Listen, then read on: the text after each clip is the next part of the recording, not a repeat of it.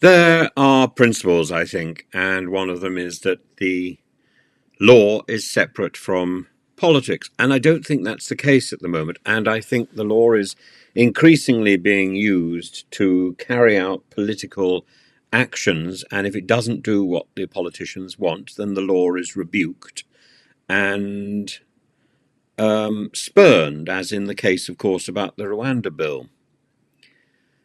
And I think the case of Tommy Robinson is also significant here. Tommy Robinson, real name Stephen Yaxley Lennon.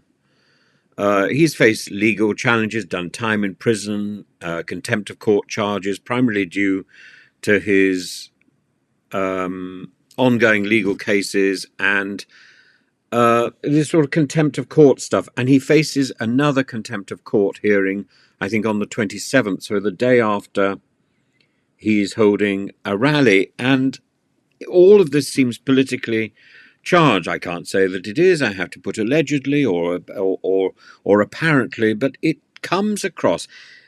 It leaves a really nasty taste in my mouth.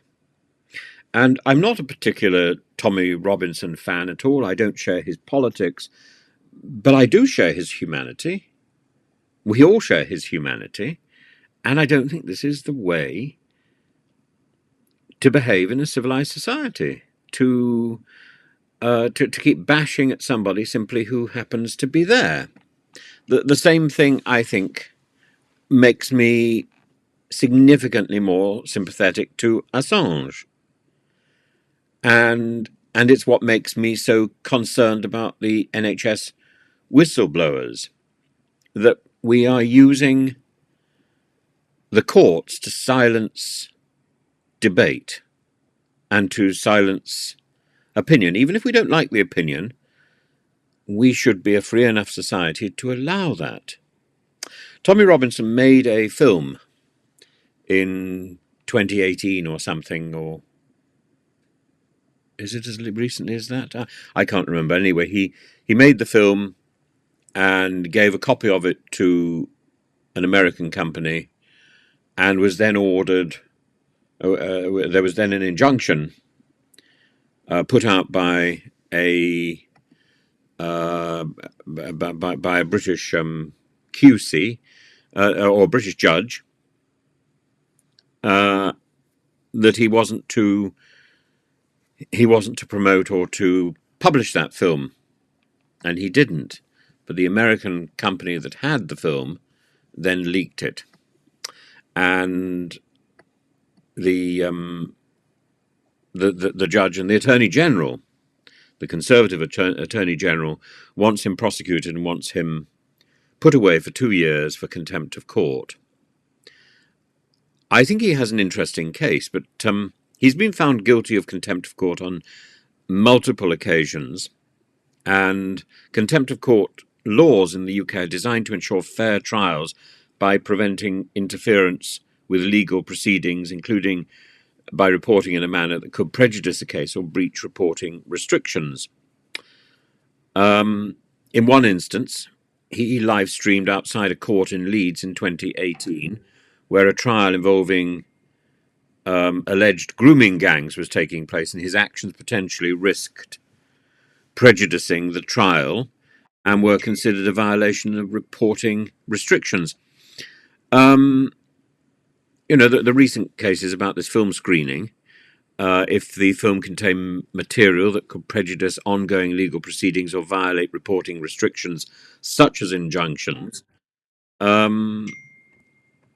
then presumably his actions are considered contemptuous. I think this is about an old case, and this is about something that he doesn't own and didn't publish, and it seems the timing seems odd, but the timing, it's given his public profile and his involvement in controversial issues. The question is whether or not the legal proceedings are entirely based on legal issues or are politically motivated to silence him. And that's really the question. I can't say. I don't know. I'm not in the court. All I can say is what I hear fills me with dismay, in the same way as when he was arrested having breakfast. It fills me with dismay, and the charges that he's not allowed to go into London and all that sort of stuff.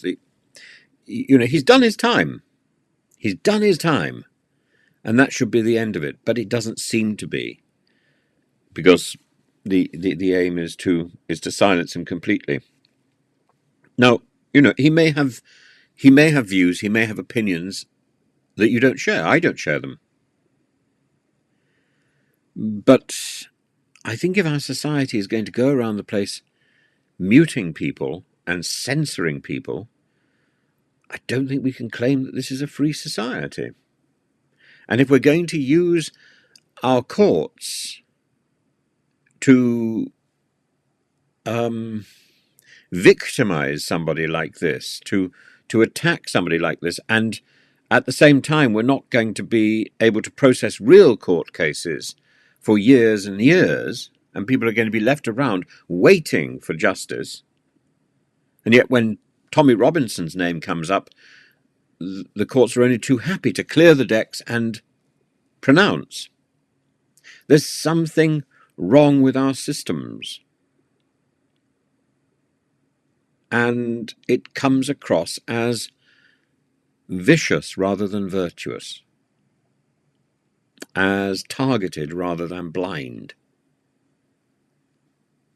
and as politically motivated rather than independent.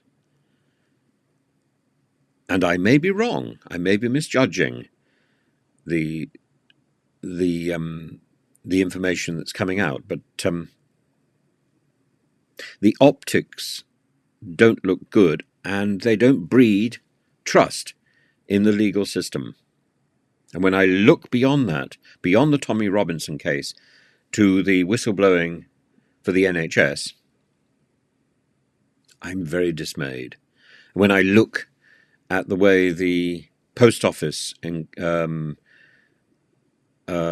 sub-postmasters have been so admired in litigation, and the cost of that, and the way it goes on and on and on, and the people who have lorded it over, these sub-postmasters, benefit from the time that all this takes. And they can preen and primp and cry and do all their dramatics, while the real people who have been hurt are still waiting for compensation and proper apologies and proper restoration of the life that was taken from them. As I say, I don't know what is wrong, but something is wrong. And Tommy Robinson is interesting because I feel I don't have an axe to grind. He's not my friend. He's not somebody I particularly...